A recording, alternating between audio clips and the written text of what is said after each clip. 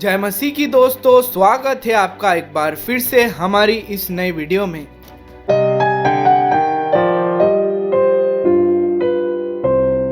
परमेश्वर के नाम में यीशु की भविष्यवाणी हम लोग हिंदी में पढ़ते हैं यहोवा और इंग्लिश में गॉड, और यहोवा का अनुवाद यानी ट्रांसलेशन आया है प्राचीन काल की हिब्रू भाषा से, और ये पुराने नियम की ओरिजिनल लैंग्वेज भी है।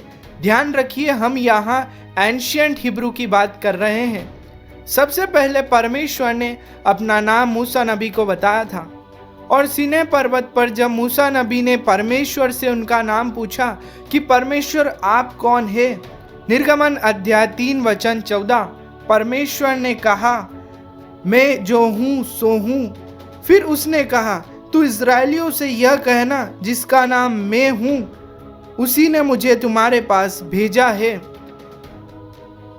उसके बाद परमेश्वर ने कहा मैं यहोवा हूँ।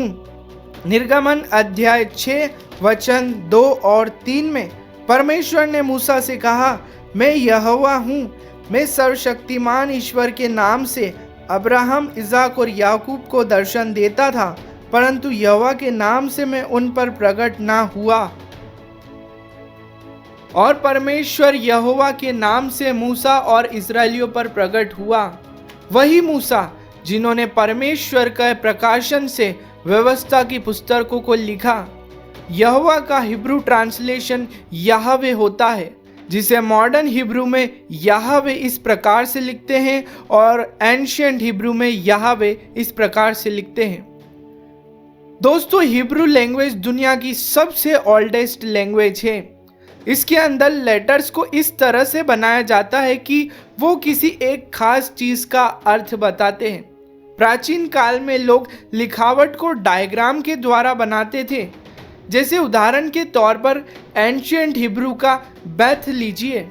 बेथ इस प्रकार से बनता है, जिसका मतलब टेंट यानी कि तंबू होता है। एक और लेटर गम, जिसका मतलब फुट यानी कि पैर, और एक और लेटर टेथ, जिसका मतलब बास्केट से होता है, बास्केट या एक टोकरी। और इस प्रकार से टोटल 22 लेटर हिब्रू लैंग्वेज में होते हैं। दोस्तों, जब हम याहवे को मॉडर्न हिब्रू से एंशिएंट हिब्रू में लिखते हैं तो कुछ इस प्रकार से लिखता है, जिसमें 4 लेटर्स है, योद है, वाव है। 3 लेटर्स जिनका मतलब होता है, पहला लेटर ही लेते हैं योद, जिसका मतलब हैंड यानी कि हाथ से है।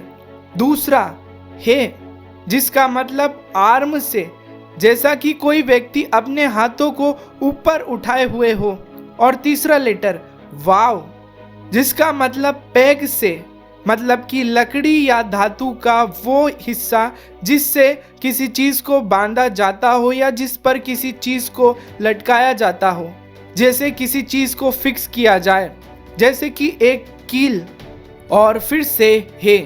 और आज सारा संसार इस बात को जानता है कि प्रभु यीशु मसीह को क्रूस पर चढ़ाया गया था, जिनके हाथ ऊपर उठाए हुए थे और उन्हें कीलों से ठोका गया था, जिसका अर्थ यह निकलता है, जो हमने हिब्रू ट्रांसलेशन देखा, कि हाथों को फैलाए हुए एक व्यक्ति जो कि यीशु मसीह है, उनके हाथों में कीलें ठोकी गई थी। और दोस्तों, बाइबल में ऐसी बहुत सारी भविष्यवाणियां हैं जो कि लिखित के साथ साथ सिंबल में भी कंसील की गई है। इसीलिए पतरस ने लिखा है, पहला पतरस अध्याय 1 वचन 20 में, उसका ज्ञान तो जगत की उत्पत्ति के पहले ही से जाना गया था, पर अब इस अंतिम युग में तुम्हारे लिए प्रकट हुआ है। परमेश्वर बाबा अब्राहम, इसाक और याकूब पर सर्वशक्तिमान ईश्वर के नाम से प्रकट हुए थे, और बाद में उनके ही वंशजों इस्राएलियों पर यहोवा के नाम से प्रकट हुए, और बाद में उनके वंशजों को यानी कि इस्राएलियों को व्यवस्था दी गई, जिसके अंतर्गत यीशु मसीह ने अपने आप को बलिदान करा। अगर आपको हमारी वीडियोस पसंद आती हो तो इसे शेयर ज़रूर कीजिएगा, और यदि अगर आपने अभी तक हमारे चैनल को सब्सक्राइब नहीं किया है तो अभी कर लीजिएगा, ताकि आपको फ्यूचर में हमारी ऐसी ही वीडियोस जो कि बाइबल से रिलेटेड है मिलने वाली हो सके। आप सभी को जय मसीह की। धन्यवाद।